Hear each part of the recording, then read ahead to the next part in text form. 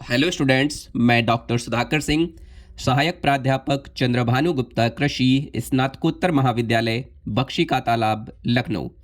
आज हम बात करने वाले हैं फार्मिंग बेस्ड लाइवलीहुड सिस्टम्स से रिलेटेड। आपका बहुत ही इम्पॉर्टेंट टॉपिक है commercial farming based livelihood models by NABARD, ICAR and other organisations across the country. तो इसको लेकर हम बात करने वाले हैं। तो सबसे पहले हम बात करते हैं कि a number of organisations, most notably NABARD जिसका कि आपका फुल फॉर्म है national bank for agriculture and rural development, and ICAR का मतलब Indian council of agricultural research, promote commercial farming based livelihood models in India to boost rural income, productivity and reduce poverty. These models focus on modern technology, value chain development and sustainable practices. तो अगर हम बात करें कि हमारा जो India है, हमारे इंडिया में कई संगठन, बहुत सारे ऑर्गेनाइजेशंस, विशेष रूप से जो आपका नाबार्ड है, जो जिसको हम लोग national bank for agriculture and rural development बोलते हैं, राष्ट्रीय कृषि एवं ग्रामीण विकास बैंक बोलते हैं, और आपका ICAR भारतीय कृषि अनुसंधान परिषद, ये दोनों जो आपके संगठन हैं बहुत बड़े संगठन हैं, और ये दोनों संगठन मिलजुल कर काम करते हैं और कहीं ना कहीं ग्रामीण आय को बढ़ाने में बहुत ही ज़्यादा हेल्पफुल है, और उत्पादकता का मतलब प्रोडक्टिविटी बढ़ाने में बहुत ही ज़्यादा हेल्पफुल है, और गरीबी कम करने के लिए भारत में व्यावसायिक खेती आधारित आपका कॉमर्शियल बेस्ड, कहीं ना कहीं आपका जो कॉमर्शियल बेस्ड व्यावसायिक खेती आधारित आजीविका मॉडल को बढ़ावा देने में ये दोनों ऑर्गेनाइजेशन बहुत ही ज़्यादा एक ब्रॉड स्केल पे काम कर रहे हैं। ये मॉडल जो आपके हैं आजीविका प्रदान करने में बहुत ही ज़्यादा हेल्पफुल है। ये मॉडल आधुनिक तकनीकी, जो आपकी लेटेस्ट टेक्नोलॉजीज़ हैं, आधुनिक तकनीकी मूल्य श्रृंखला विकास और टिकाऊ प्रथाओं पर कहीं ना कहीं आपकी क्या होती हैं, केंद्रित होती हैं।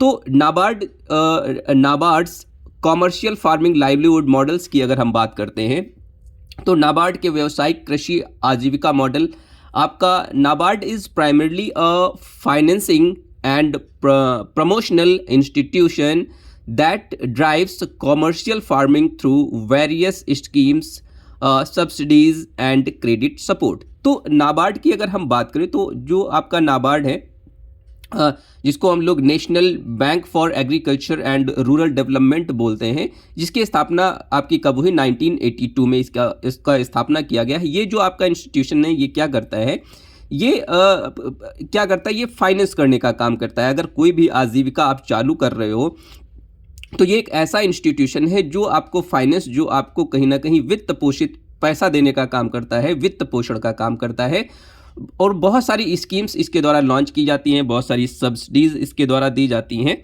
तो ये बहुत काम, नाबार्ड मुख्य रूप से एक वित्त पोषण और प्रचार संस्था है जो विभिन्न योजनाओं, सब्सिडी और ऋण सहायता के माध्यम से व्यावसायिक खेती को बढ़ावा देने का काम करता है। अब हम बात करते हैं आपके की नाबार्ड मॉडल्स एंड इनिशिएटिव्स की। तो की नाबार्ड अगर मॉडल्स एंड इनिशिएटिव्स की अगर हम बात करें, नाबार्ड के कुछ जो प्रमुख मॉडल और जो पहल है, अगर उनकी हम बात करते हैं यहाँ पर, तो सबसे पहला आपका है फार्मर्स प्रोड्यूसर ऑर्गेनाइजेशंस, जिसको हम लोग क्या बोलते हैं, FPO बोलते हैं, फार्मर प्रोड्यूसर ऑर्गेनाइजेशन। तो ये क्या काम करता है, NABARD actively promotes FPOs to help small holder farmers aggregate their produce, access inputs at lower cost, adopt improved technology and gain better bargaining power in the market। तो जो आपके किसान उत्पादक संगठन हैं, ये मेजरली क्या करता है, जो नाबार्ड है, नाबार्ड छोटे किसानों को अपनी उपज एकत्र करने, जैसे अगर देखा जाए हमारे इंडिया में जो स्मॉल लैंड होल्डिंग है, बहुत ज़्यादा लोग स्मॉल लैंड होल्डर हैं, तो छोटे छोटे किसान हैं, छोटी छोटी भूमि है, तो कहीं ना कहीं ये जो किसान होते हैं अपनी अपनी छोटी छोटी उपज को एकत्र करके जो आपका एफपीओ है, फार्मर प्रोडक्शन ऑर्गेनाइजेशन, उसको देने का काम करते हैं और कम लागत पर कहीं ना कहीं इनपुट प्राप्त करते हैं। ये जितने भी आपका एफपीओ है, फार्मर प्रोड्यूसर ऑर्गेनाइजेशन, और बेहतर तकनीकी अपनाने का काम करते हैं और बाजार में बेहतर सौदेबाजी की शक्ति हासिल करने में मदद करने के लिए जो आपका एफपीओ है, फार्मर प्रोड्यूसर ऑर्गेनाइजेशन है, ये बहुत ही ज़्यादा हेल्पफुल है, बहुत ही ज़्यादा मददगार है। इसके बाद आपका नेक्स्ट आता है integrated farming system. Integrated farming system की अगर हम बात करें तो इंटीग्रेटेड फार्मिंग सिस्टम आपका क्या होता है, जिसको हम लोग आईएफएस मॉडल भी बोलते हैं। तो these models encourages the diversification of farm activities. अब कौन सी फार्म एक्टिविटीज़ आपकी हो सकती हैं? Crop, dairy, integration, poultry, fish farming, horticulture, live stock, to ensure efficient resource utilisation, reduce risks from climate variability and enhance overall profitability। तो अगर हम बात करें एकीकृत कृषि प्रणाली मॉडलों की, तो इसमें आपका क्या होता है, ये मॉडल क्या होते हैं, इसमें कहीं ना कहीं आपके डाइवर्सिफाइड मॉडल होते हैं। आप किसी एक एंटरप्राइज पे डिपेंड ना होकर आप कई सारी चीज़ें करने का काम करते हैं। तो ये मॉडल कृषि गतिविधियों के विविधीकरण को प्रोत्साहित करते हैं। कैसे प्रोत्साहित करते हैं? जैसे हम लोग क्या कर सकते हैं, क्रॉप डेयरी इंटीग्रेशन, मतलब फसल के साथ साथ हम डेयरी प्रोडक्शन भी कर सकते हैं। क्रॉप और डेयरी को इंटीग्रेट करने का काम करते हैं। इसके बाद आपका नेक्स्ट, अगर हम आईएफएस की बात करें तो मुर्गी पालन के साथ साथ हम लोग मछली पालन का काम कर सकते हैं। जैसे मछली आप पॉन्ड में रखेंगे, उसके ऊपर आप शेड बना दीजिए, उसमें आप मुर्गी पालन कर सकते हैं। तो मुर्गियों का जो बीट होगा वो कहीं ना कहीं मछली एज आ अपना चारा इस्तेमाल कर सकती हैं। इसके बाद जो आपका नेक्स्ट आपका इंटीग्रेटेड फार्मिंग सिस्टम है, बागवानी के साथ साथ हम लोग पशुधन पालन भी कर सकते हैं। तो कैटल फार्मिंग, मतलब बागवानी के साथ साथ हम लोग कैटल फार्मिंग भी कर सकते हैं या डेयरी प्रोडक्शन भी कर सकते हैं। ये सब इंटीग्रेशन करने का मतलब क्या है, ताकि कुशल संसाधन उपयोग सुनिश्चित किया जा सके, जलवायु परिवर्तनशीलता से जोखिम कम किया जा सके और समग्र लाभप्रदता बढ़ाई जा सके। तो ज़्यादा से ज़्यादा प्रोडक्शन आपका ईयर अराउंड इनकम जनरेट की जा सके और लाइवलीहुड को इम्प्रूव किया जा सके। इसके बाद नंबर 3 आपका आता है हाईटेक हॉर्टिकल्चर एंड फ्लोरिकल्चर। तो हाईटेक हॉर्टिकल्चर एंड फ्लोरिकल्चर की अगर हम बात करते हैं तो इसमें आपका क्या क्या आता है। Support is provided through refinancing schemes for investments in protected cultivation। Protected cultivation का मतलब poly houses, green houses, hydroponics and high value crops like exotic vegetables, orchids and roses. तो हाईटेक हॉर्टिकल्चर एंड फ्लोरिकल्चर की अगर हम बात करते हैं तो इसमें आपका क्या आता है, हाईटेक बागवानी और पुष्प कृषि, इसमें हम लोग संरक्षित खेती करने का काम करते हैं, जिसको हम लोग क्या बोलते हैं, प्रोटेक्टेड कल्टीवेशन बोलते हैं। प्रोटेक्टेड कल्टीवेशन का मतलब संरक्षित खेती करते हैं हम। डिफरेंट पॉली हाउसेज, जैसा कि आप जानते हैं पॉली हाउसेज, ग्रीन हाउसेज, इनका इस्तेमाल करते हैं और ऑफ सीजन हम लोग फसलें ग्रो करने का काम करते हैं। ऑफ सीजन फसलें हम लोग ग्रो करते हैं। हाइड्रोपोनिक्स का मतलब है आपका कहीं ना कहीं सॉइल लेस कल्टीवेशन, जिसको हम लोग बोलते हैं। हाइड्रोपोनिक्स का मतलब सॉइल लेस कल्टीवेशन। और विदेशी सब्जियां जो आपकी फॉरेन वेजिटेबल्स हैं उनको ग्रो करने का काम करते हैं, जैसे आपका ऑर्किड्स है, गुलाब है, जैसी उच्च मूल्य, जिनकी कॉस्ट क्या है, बहुत ज़्यादा है, उच्च मूल्य वाली फसलों में निवेश के लिए पुनर्वित्त योजनाओं के माध्यम से सहायता प्रदान करने का काम करता है। तो इसमें आपका जो नाबार्ड है बहुत ही अहम भूमिका अदा करता है हाईटेक हॉर्टिकल्चर और फ्लोरिकल्चर में। आपको पॉली हाउस, ग्रीन हाउस और हाइड्रोपोनिक्स के लिए कहीं ना कहीं फाइनेंस प्रोवाइड कराने का काम करता है। इसके बाद नंबर 4 पर अगर हम आ जाएं, agree clinic and agri business centre, जिसको हम ACABC भी बोलते हैं, स्कीम। इसमें हम लोग क्या करते हैं, कृषि क्लिनिक और कृषि व्यवसाय केंद्र योजना जो है सरकार की, इसमें हम लोग क्या करते हैं, in partnership with MANAGE NABARD support agricultural graduates to set up agri clinic and agri business centers. These centers assist farmers with crop planning, quality input, supply and market linkages for commercial crops।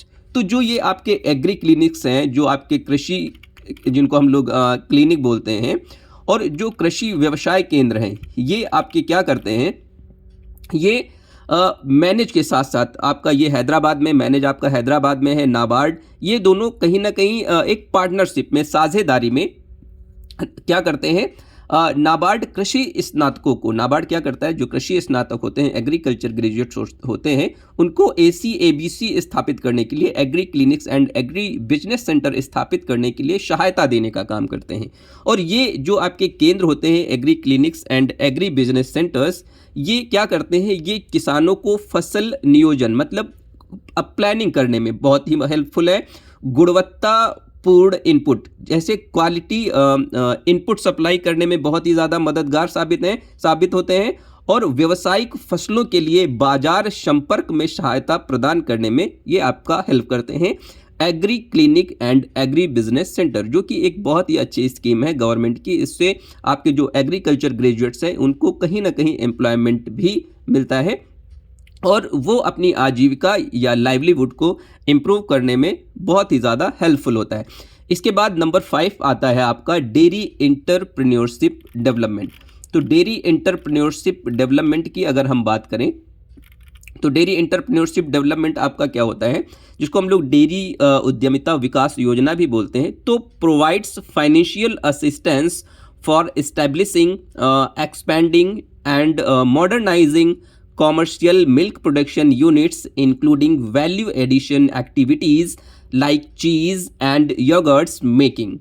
तो ये जो dairy उद्यमिता वाला आपका विकास योजना है, इसमें ये क्या होता है, यह योजना पनीर और दही बनाने जैसे मूल्य संवर्धन का मतलब कहीं ना कहीं होता है आपका वैल्यू एडिशन, मूल्य संवर्धन गतिविधियों सहित वाणिज्यिक दूध उत्पादन इकाइयों की स्थापना करना होता है। विस्तार और आधुनिकीकरण के लिए वित्तीय सहायता प्रदान करने का काम करता है कौन, नाबार्ड। क्यों, डेयरी एंटरप्रेन्योरशिप डेवलपमेंट स्कीम के थ्रू कहीं ना कहीं इसको फाइनेंस दिया जाता है, जिससे क्या किया जा सके, वैल्यू एडिशन का काम किया जा सके। जैसे आपका दूध से आपका दही बनाया जा सके, पनीर बनाया जा सके। जब आप वैल्यू एडिशन का काम करते हैं तो कहीं ना कहीं आपका जो प्रोड्यूस होता है उसकी वैल्यू इंक्रीज होती है, और वैल्यू इंक्रीज होती है तो आपको कहीं ना कहीं जो आपका रेवेन्यू मिलता है वो आपको ज़्यादा से ज़्यादा मिलता है, और जो आपका फाइनेंशियल पोजीशन है आप उसको इम्प्रूव कर सकते हैं, अपना लाइवलीहुड को इम्प्रूव कर सकते हैं। तो ये सारी चीज़ें आपका डेयरी एंटरप्रेन्योरशिप डेवलपमेंट स्कीम के थ्रू कहीं ना कहीं किया जा सकता है। तो ये गवर्नमेंट के द्वारा बहुत ही अच्छी स्कीम है। तो डेयरी उद्योग में निवेश को बढ़ावा देने का काम ये बहुत अच्छे से करता है, और दूध उत्पादन में वृद्धि करता है, रोजगार सृजन करता है, कृषि उत्पादकता में कहीं ना कहीं सुधार लाने का काम करता है। तो ये बहुत ही अच्छी स्कीम है जो कि आपका नाबार्ड के द्वारा लॉन्च की गई। इसके बाद आपका नंबर 6 आता है मॉडल बैंकेबल प्रोजेक्ट्स। तो मॉडल बैंकेबल प्रोजेक्ट्स की अगर हम बात करते हैं तो इसमें आपका क्या आता है, मॉडल बैंकेबल प्रोजेक्ट्स का मतलब है आपका NABARD develops detailed blueprints for various commercial ventures like dairy, poultry, mushroom cultivation and floriculture, which serve as guides for financial institutions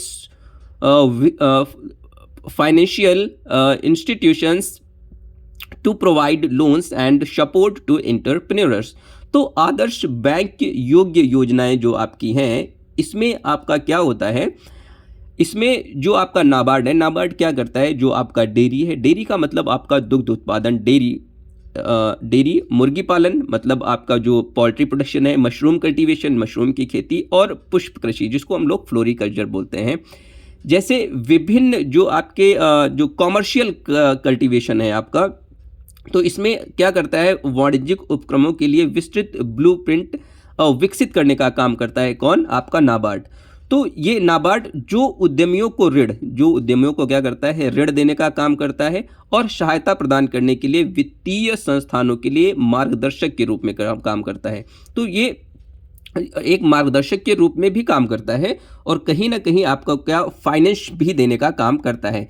तो मॉडल बैंक्स प्रोजेक्ट्स की अगर हम बात करें तो ये आपका डेयरी उद्योग में है, आपका पोल्ट्री उद्योग में है, मेजरली जिसमें ये काम करते हैं, जिन फील्ड्स में ये काम करते हैं। पोल्ट्री फार्मिंग में है, आपका क्रॉप कल्टीवेशन में ये बहुत ही तेज़ी से प्रेजेंट टाइम में वर्क कर रहे हैं। और अगर हम बोलें आपका एग्री टेक प्रोजेक्ट्स भी जो आपका है, जैसे आपका हाइड्रोपोनिक्स है, एरोपोनिक्स है, इन क्षेत्र में भी बहुत ही तेज़ी से काम किया जा रहा है। इसके बाद आपका नेक्स्ट जो है ट्राइबल डेवलपमेंट फंड। तो ट्राइबल डेवलपमेंट फंड की अगर हम बात करें तो ट्राइबल डेवलपमेंट फंड आपका क्या होता है, supports sustainable livelihoods for tribal communities, often focusing on orchard-based farming systems, like the successful Wadi model, जिसको हम लोग क्या बोलते हैं, सक्सेसफुल वादी मॉडल। तो इसमें क्या किया जाता है, जनजातीय विकास निधि जिसको हम लोग बोलते हैं, ट्राइबल डेवलपमेंट फंड, तो जनजातीय समुदायों के लिए स्थायी आजीविका का समर्थन करता है। कौन? आपका ट्राइबल डेवलपमेंट फंड, जो अक्सर बाग आधारित, जिसको हम लोग ऑर्चर्ड बेस्ड फार्मिंग सिस्टम बोलते हैं, तो बाग आधारित कृषि प्रणाली जैसे आपका सफल वादी मॉडल पर केंद्रित होता है। तो ट्राइबल डेवलपमेंट जो फंड होता है उसका मुख्य उद्देश्य क्या होता है? अगर उसके मुख्य उद्देश्य की हम लोग बात करें तो जो आपके आदिवासी समुदाय हैं, आदिवासी समुदायों का जो सामाजिक और आर्थिक विकास करना है, ये इसका मुख्य उद्देश्य है आपका ट्राइबल डेवलपमेंट फंड का। और क्या है इसका मुख्य उद्देश्य? आदिवासी समुदायों के लिए कहीं ना कहीं बुनियादी ढांचे का निर्माण करना। तो बुनियादी ढांचे का निर्माण करना भी आपका ट्राइबल डेवलपमेंट फंड का जो है मुख्य उद्देश्य है। इसके बाद आपका नेक्स्ट है आदिवासी भूमि और संसाधनों का संरक्षण करना। आदिवासी जो आपकी आदिवासियों की जो भूमि होती है उनका संरक्षण करना भी आपका ट्राइबल डेवलपमेंट फंड का एक मुख्य काम है, मुख्य उद्देश्य है। इसके बाद जो आपके आदिवासी महिलाएं हैं, बच्चे हैं, उनका भी सशक्तिकरण करना, उनका भी विकास करना, ये अभी आपका ट्राइबल डेवलपमेंट फंड का मुख्य काम है, जिसके लिए ये आपको फंड दिया जाता है। आदिवासी कौशल विकास और रोजगार के अवसर प्रदान करना। तो जो भी ट्राइबल्स है, जो भी आदिवासी हैं, उनको रोजगार देना और उनके कौशल विकास, उनकी उद्यमिता के अवसर को कहीं ना कहीं डेवलप करना, ये भी आपका ट्राइबल डेवलपमेंट फंड का मुख्य उद्देश्य है। इसके बाद आपका आता है ICAR's commercial farming livelihood models. तो ICAR लाइवलीहुड कॉमर्शियल आपका लाइवलीहुड मॉडल्स की अगर बात करें, ICAR's commercial farming livelihood models की अगर बात करें, तो ICAR के वाणिज्यिक कृषि आजीविका मॉडल जो आपके हैं, तो वो आपके कौन कौन से हो सकते हैं? जैसे ICAR being the premier agricultural research and education body focuses on developing and disseminating location specific profitable and technological advanced commercial models। तो अगर हम बात करते हैं तो आपका जो ICAR है, Indian council of agricultural research जिसको हम लोग बोलते हैं, ये क्या करता है? ये एक जो कृषि क्षेत्र में हमारा जो इंडिया है, उस कृषि क्षेत्र में अगर हम बात करें, कृषि अनुसंधान और शिक्षा का एक बड़ा इंस्टीट्यूशन है। तो ये एक बड़ा इंस्टीट्यूशन होने के नाते, ये निकाय होने के नाते ये क्या करता है? स्थान विशिष्ट, लाभदायक और तकनीकी रूप से उन्नत वाणिज्यिक मॉडल विकसित करने और प्रसारित करने पर ध्यान केंद्रित करता है। तो जैसा कि अगर हम कहें कि जो आपका ICAR है, उसके अंतर्गत बहुत सारे आपके रिसर्च इंस्टीट्यूशंस वर्क करते हैं, यूनिवर्सिटीज़ हैं, आपका सेंट्रल यूनिवर्सिटीज़ हैं, स्टेट एग्रीकल्चर यूनिवर्सिटीज़ हैं। तो ये सारे के सारे कहीं ना कहीं ऐसी टेक्नोलॉजीज़ को डेवलप करते हैं जैसे कहीं ना कहीं आपका जो आजीविका है उसको इम्प्रूव किया जा सके और ज़्यादा से ज़्यादा इससे लाभ लिया जा सके और जो भी मॉडल्स हैं उनको प्रसारित करने का काम किया जा सके। तो कुछ आपके की ICAR इनिशिएटिव्स एंड मॉडल्स की अगर हम बात करें तो ICAR की प्रमुख पहल और कुछ आपके मॉडल्स हैं, जैसे आपका क्या है? कृषि विज्ञान केंद्र। कृषि विज्ञान केंद्र जिसको हम लोग KVK भी बोलते हैं, कृषि विज्ञान केंद्र भी बोलते हैं, तो ये आपके ICAR के अंतर्गत काम करते हैं। कौन? आपका कृषि विज्ञान केंद्र। तो ये क्या करते हैं? The KVKs are critical for bridging the gap between research and farmers. They act as last mile connectors, providing training, field demonstrations and advisory services on viable commercial models. Example mushroom cultivation, improved live stock rearing.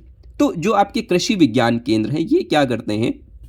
ये अनुसंधान और किसानों के बीच की खाई को पाटने के लिए केवीके महत्वपूर्ण है। तो जो आपका गैप है आपका किसान और अनुसंधान के बीच में, तो ये आपके जो केवीकेज हैं उसके बीच में ये काम करते हैं। ये क्या करते हैं, ये केंद्र अंतिम छोर तक संपर्क प्रदान करते हैं, जहां ये व्यवहार्य व्यावसायिक मॉडल जैसे आपका मशरूम कल्टीवेशन है, उन्नत पशुपालन है, पर प्रशिक्षण का मतलब ट्रेनिंग देने का काम करते हैं, डेमोन्स्ट्रेशन प्रदर्शनी लगाने का काम करते हैं, और एडवाइजरी सर्विसेज और जो परामर्श देने का काम है वो भी आपके केवीकेज करते हैं। तो केवीकेज की अगर बात की जाए तो केवीकेज किसान और टेक्नोलॉजी के बीच में बहुत ही महत्वपूर्ण रोल प्ले करते हैं, क्योंकि अगर बात करें आपकी जो केवीकेज है, लगभग हमारे इंडिया में हर स्टेट में एक ना एक केवीके आपका पाया जाता है जो ICAR के अंतर्गत काम करता है। जो भी आपके टेक्नोलॉजीज आती हैं, जो भी आपके रिसर्च है, वो कहीं ना कहीं केवीकेज से ही प्रसारित की जाती हैं। तो ये आपके जो केवीकेज होते हैं कहीं ना कहीं कृषि विज्ञान का प्रसार करने में भी आपका महत्वपूर्ण रोल प्ले करते हैं। किसानों को प्रशिक्षण देते हैं, जागरूक करते हैं, कृषि उत्पादकता में वृद्धि करने में भी बहुत ही ज़्यादा आपके हेल्पफुल है। नवीन कृषि पद्धतियां हैं उनका विकास करते हैं, जैसे आपका सस्टेनेबल फार्मिंग है, और बहुत सारी चीज़ें हैं जिनको फार्मर तक ले जाने का काम हमारे केवीकेज करते हैं। इसके बाद आपका आता है इंटीग्रेटेड फार्मिंग सिस्टम। तो ICAR develops and promotes region specific IFS models that involve multiple enterprises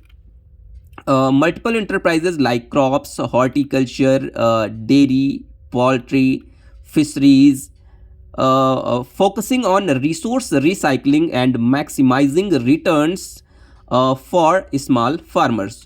तो ये जो आपका IFS मॉडल है, इंटीग्रेटेड फार्मिंग सिस्टम मॉडल है, ये क्या करता है, ICAR क्षेत्र विशिष्ट IFS model integrated farming system model विकसित करने का काम और प्रोत्साहित करने का काम करता है। कौन, आपका ICAR, जिसमें अगर हम बात करें आपका फसल है, बागवानी है, डेयरी है, मुर्गी पालन है और मत्स्य पालन जैसे कई उद्यम आपके शामिल हैं। तो इनको सबको इंटीग्रेट करके कहीं ना कहीं इनकम जनरेट करने का काम किया जाता है। इन सबको इंटीग्रेट किया जाता है, तथा संसाधन पुनर्चक्रण, जो भी आपके रिसोर्स है उनको पुनर्चक्रण करने, रिसाइकिल करने का काम किया जाता है, और छोटे किसानों के लिए अधिकतम लाभ पर ध्यान केंद्रित किया जाता है। जब आप किसी एक एंटरप्राइज पे डिपेंड ना रह के, मान लीजिए आप केवल क्रॉप पे डिपेंड है और कहीं ना कहीं क्लाइमेटिक कंडीशंस आपकी गड़बड़ हुई, तो आपका जो क्रॉप है वो आपका क्या होता है, डिस्ट्रॉय हो जाता है, खराब हो जाता है। लेकिन अगर आप डिफरेंट एंटरप्राइजेस को एक साथ इंटीग्रेट करने का काम करते हैं, तो अगर आपका एक एंटरप्राइज खराब होता है तो दूसरे एंटरप्राइज से आपका इनकम जनरेट होता रहेगा।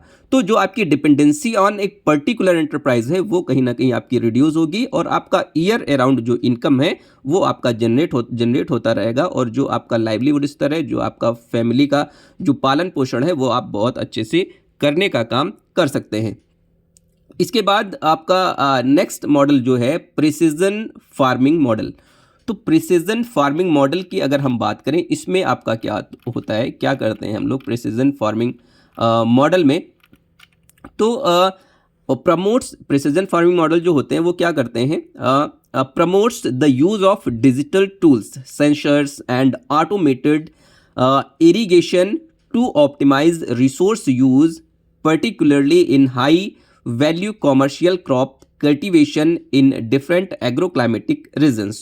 तो अगर हम प्रिसीजन फार्मिंग की बात करें तो इसमें संसाधनों के उपयोग को अनुकूलित करने के लिए जो भी आपके रिसोर्सेज अवेलेबल हैं, तो उनका कहीं ना कहीं ज़्यादा से ज़्यादा हम यूटिलाइज कर सके, तो उसके लिए हम लोग क्या कर रहे हैं, डिजिटल उपकरण, जैसे आपके डिजिटल टूल्स हैं, डिफरेंट डिजिटल टूल्स, जैसे आपके सेंसर्स हैं, आपके ऑटोमेटेड आपके इरिगेशंस इंस्ट्रूमेंट्स हैं, स्वचालित सिंचाई के जो भी आपके इंस्ट्रूमेंट हैं, उनके उपयोग को बढ़ावा दिया जा रहा है। विशेष रूप से विभिन्न कृषि जलवायु क्षेत्रों में उच्च मूल्य वाली वाणिज्यिक फसलों की खेती में ये बहुत ही अहम भूमिका प्ले कर रहे हैं।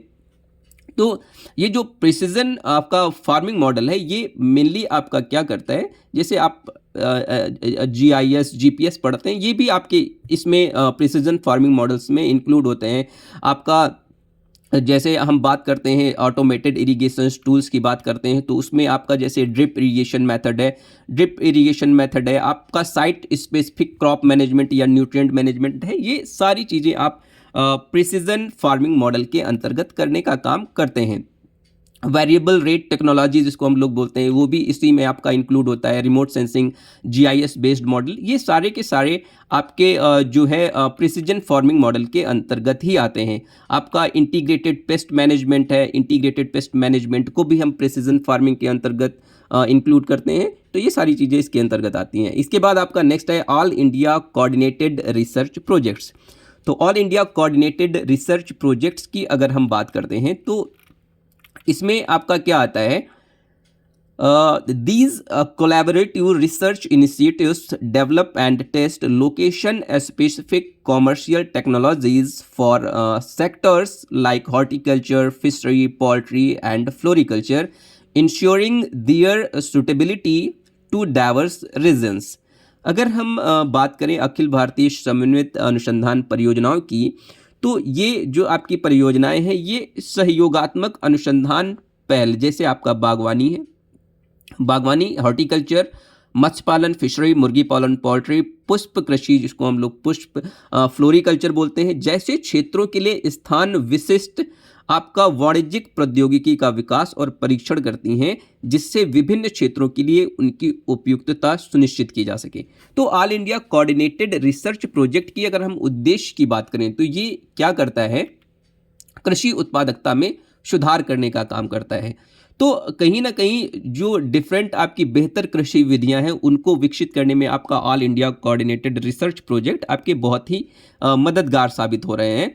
तो संसाधनों का बेहतर उपयोग हो सकती है, जो आपके रिसोर्सेज अवेलेबल हैं उनका ज़्यादा से ज़्यादा कैसे हम यूटिलाइजेशन करके अपना प्रोडक्टिविटी को इंक्रीज कर सकते हैं, ये सारी चीज़ें हम कहीं ना कहीं all India coordinated research project के अंतर्गत करते हैं। कृषि संबंधी नीतियों में हम लोग सुधार करने का काम करते हैं। तो ये सारी चीज़ें आपकी कहीं ना कहीं आपका all India coordinated research project के अंतर्गत ही आती हैं। क्रॉपिंग सिस्टम पर भी हम बात करते हैं, इसमें ड्राई लैंड एग्रीकल्चर पर भी हम इसमें बात कर सकते हैं। इरिगेशन और ड्रेनेज सिस्टम को कैसे डेवलप किया जा सके, तो उस पर भी हम all India coordinated research project के अंतर्गत काम करते हैं और कहीं ना कहीं जो इसका आउटपुट आता है उसको हम फार्मर्स तक पहुंचाने का काम करते हैं। इसके बाद नंबर 5 है आपका agro forestry based livelihood models. तो agro forestry based livelihood models की अगर हम बात करते हैं तो इसमें आपका क्या आ सकता है, जैसे integrates tree plantations with crops and livestock to provide sustainable income through timber, fruits and medicinal plants. Example poplar based agroforestry. तो कृषि वानिकी आधारित अगर आजीविका मॉडल की अगर हम बात करें तो इसमें हम लोग क्या करते हैं, लकड़ी, फलों और औषधीय पौधों जैसे चिनार आधारित, जिसको पॉपुलर बोलते हैं, आधारित आपका जो फार्मिंग सिस्टम है उसको हम लोग उपयोग कर सकते हैं कि माध्यम से कहीं ना कहीं हम लोग क्या करते हैं, स्थायी आय प्रदान करने के लिए फसलों और पशुधन के साथ हम लोग वृक्षारोपण को एकत्रित करने का काम करते हैं। तो ये जो आपका मॉडल है इसमें हम डिफरेंट चीज़ों को इंटीग्रेट करते हैं एग्रो फॉरेस्ट्री के साथ साथ, जैसे आप एग्रीकल्चर करते हैं, फॉरेस्ट प्लांट्स लगाते हैं, आप पशुधन भी आप इसमें एक साथ इंटीग्रेट करने का काम कर सकते हैं। तो अगर हम एग्रो फॉरेस्ट्री के लिए हम डिफरेंट प्रणालियों की अगर हम बात करें, डिफरेंट एग्रो फॉरेस्ट्री सिस्टम्स की बात करें, तो इसमें आपका जैसे आपका आता है एग्री सिल्वीकल्चर। एग्री सिल्वीकल्चर का मतलब आप फसल उत्पादन के साथ साथ आप वानिकी भी कर सकते हैं। एग्रो पॉस्चरल सिस्टम का मतलब कृषि के साथ साथ आप पशुपालन करने का काम कर सकते हैं। सिल्वी पॉस्चरल सिस्टम वानिकी के साथ साथ आप पशुपालन करने का काम कर सकते हैं। एग्रो इकोलॉजी का मतलब है कृषि के साथ साथ आप कहीं ना कहीं कृषि और पर्यावरण के बीच संतुलन बनाने का भी काम करते हैं आप एग्रो फॉरेस्ट्री बेस्ड जो आपके लाइवलीहुड सिस्टम्स हैं उनके थ्रू। इसके बाद आपका नेक्स्ट जो है आता है नेशनल एग्रीकल्चरल इनोवेशन प्रोजेक्ट्स।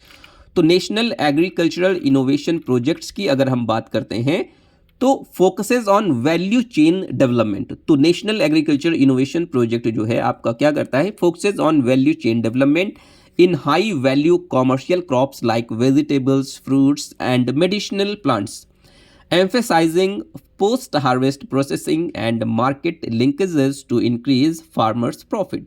तो जो राष्ट्रीय कृषि नवाचार परियोजनाएं हैं आपकी, उसमें हम लोग क्या करते हैं, तो इसमें हम लोग सब्जियों, फलों और औषधीय पौधों जैसी उच्च मूल्य वाली जो आपकी कॉमर्शियल क्रॉप्स होती हैं, वाणिज्यिक फसलें होती हैं, में मूल्य श्रृंखला विकास पर ध्यान केंद्रित करने का काम करते हैं तथा किसानों के लाभ को बढ़ाने के लिए फसल उपरांत जो हम लोग पोस्ट हार्वेस्ट जो प्रैक्टिसेस होती हैं, जो प्रोसेसिंग होती है, और बाजार संपर्क जो आपका मार्केट लिंकेजेस होती हैं, इन कामों पर हम लोग फोकस करने का काम करते हैं नेशनल एग्रीकल्चर इनोवेशन प्रोजेक्ट के अंतर्गत। तो इसका उद्देश्य क्या है आपका नेशनल एग्रीकल्चरल इनोवेशन प्रोजेक्ट का, तो इसका मतलब मेन उद्देश्य जो है कृषि उत्पादकता और गुणवत्ता में कहीं ना कहीं सुधार करना, संसाधन प्रबंधन में सुधार करना, कहीं ना कहीं जो आपके रिसोर्सेज हैं, रिसोर्सेज को अच्छे से मैनेज करना, जैसे आपका भूमि है, जल है, उर्वरक है और अन्य जो प्राकृतिक संसाधन है, उनका जो मैनेजमेंट है वो बेहतर तरीके से करना, ये भी आपका नेशनल एग्रीकल्चर इनोवेशन प्रोजेक्ट के अंतर्गत ही आता है। जलवायु परिवर्तन का मुकाबला करना, जैसे आप देख रहे हैं दिन प्रतिदिन आपकी क्लाइमेटिक कंडीशंस चेंज होती जा रही हैं, तो उस पर भी फोकस करना। कृषि व्यवसायों में नवाचार, मतलब आपका कहीं ना कहीं सस्टेनेबिलिटी लाना, सस्टेनेबिलिटी लाना भी आपका नेशनल एग्रीकल्चर इनोवेशन प्रोजेक्ट के अंतर्गत ही आती हैं। इसके बाद other institutional and government led models की अगर हम बात करें, अन्य संस्थागत और सरकारी अगर मॉडल्स की हम बात करें, तो इसमें आपके कौन कौन से मॉडल्स आ सकते हैं, तो other government and non-government schemes also significantly contribute to commercial farming livelihoods। तो अन्य सरकारी और गैर सरकारी जो योजनाएं हैं वो भी व्यावसायिक कृषि आजीविका में महत्वपूर्ण योगदान देने का काम कर रही हैं, जो आपकी गवर्नमेंट नॉन गवर्नमेंट जो भी आपके स्कीम्स हैं। सबसे पहला आपका है प्रधानमंत्री कृषि सिंचाई योजना। तो प्रधानमंत्री कृषि सिंचाई योजना जो आपका है, या भारत सरकार द्वारा आपका कृषि क्षेत्र में जल प्रबंधन को सुधारने और जल स्रोतों का कुशल उपयोग करने के लिए शुरू की गई एक बहुत ही महत्वपूर्ण योजना है। ये क्या करता है, focuses on providing protective irrigation essential for commercial crops, the पर drop more crop component promotes micro irrigation. तो प्रधानमंत्री कृषि सिंचाई योजना में क्या हुआ कि व्यावसायिक फसलों के लिए आवश्यक सुरक्षात्मक सिंचाई प्रदान करने पर यह आपका केंद्रित है प्रधानमंत्री कृषि सिंचाई योजना। इसमें इसका जो एक स्लोगन है, प्रति बूंद क्या है, पर ड्रॉप मोर क्रॉप। तो एक बूंद से ज़्यादा फसल लेना, अधिक फसल लेना, जिसको हम लोग ड्रिप इरिगेशन, मतलब घटक सूक्ष्म सिंचाई को बढ़ावा देना, जिसको हम लोग क्या बोलते हैं, ड्रिप इरिगेशन। तो ड्रिप इरिगेशन को बढ़ावा देना हमारा प्रधानमंत्री कृषि सिंचाई योजना के अंतर्गत, इस पर बहुत ही ज़्यादा ध्यान दिया जा रहा है ड्रिप इरिगेशन पर।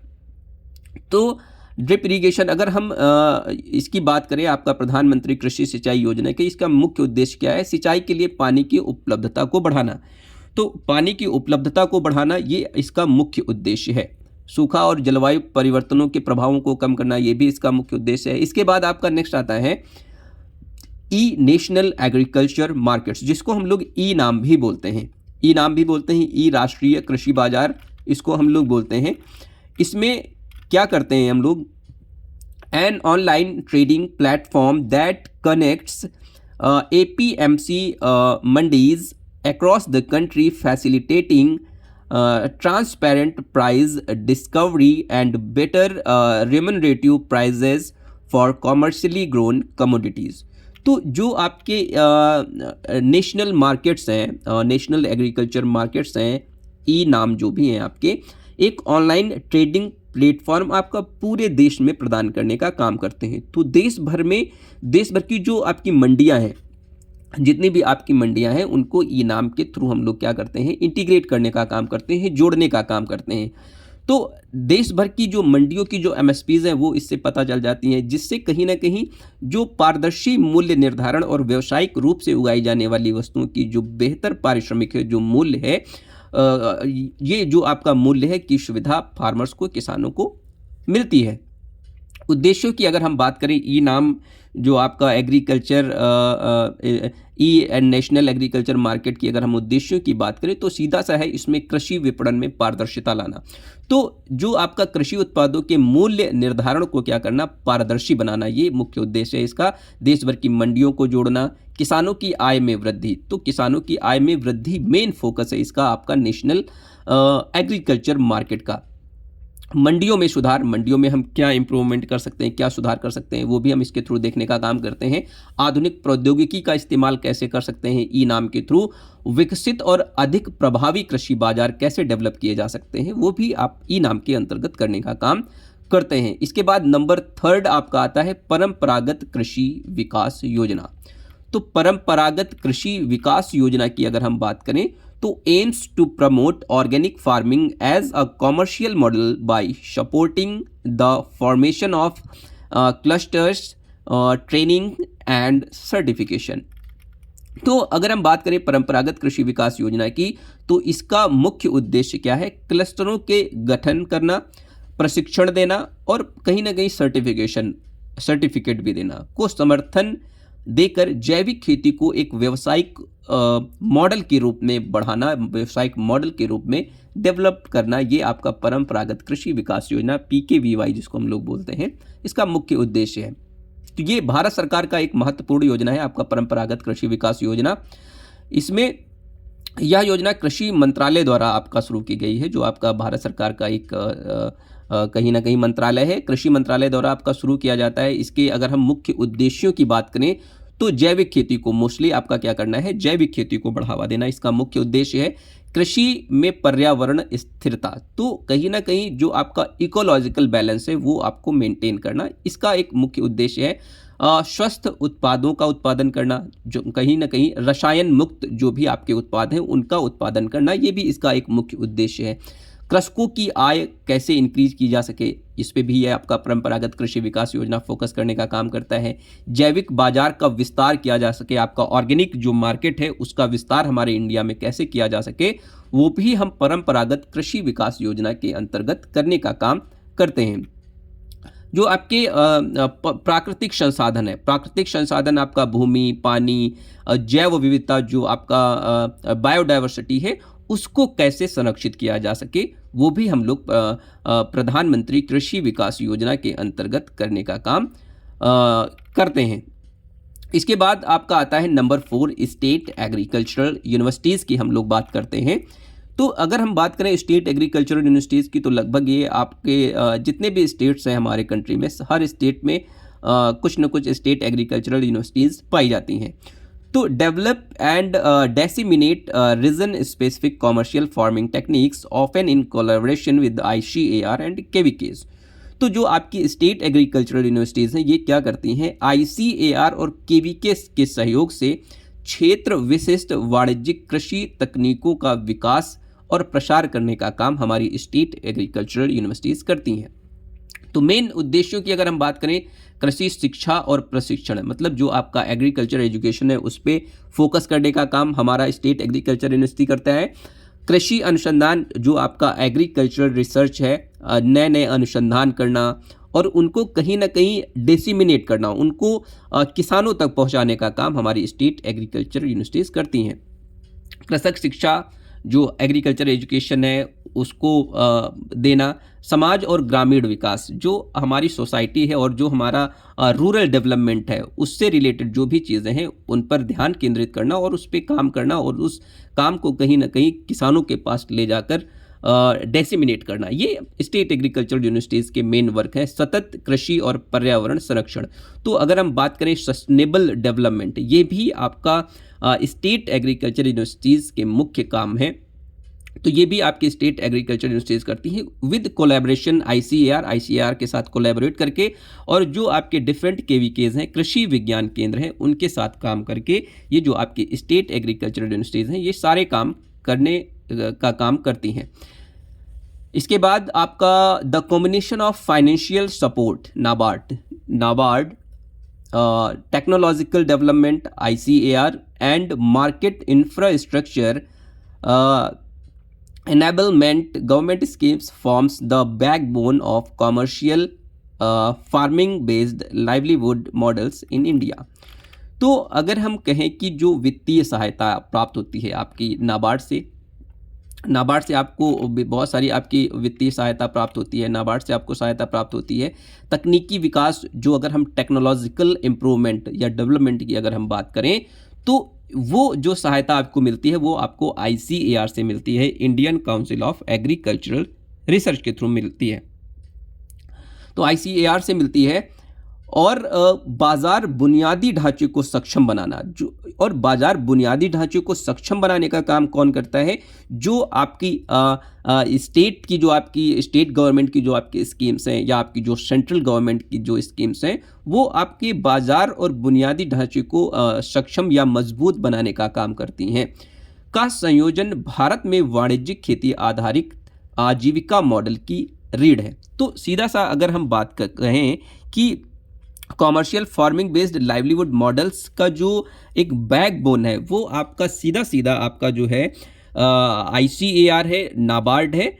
तो ये कहीं ना कहीं backbone, as a backbone in India, आपका लाइवलीहुड को जीवित रखने में बहुत ही ज़्यादा हेल्पफुल है, बहुत ही ज़्यादा मददगार है आपका नाबार्ड और ICAR। Thank you so much. Keep watching and like, share and subscribe to my YouTube channel. Thank you.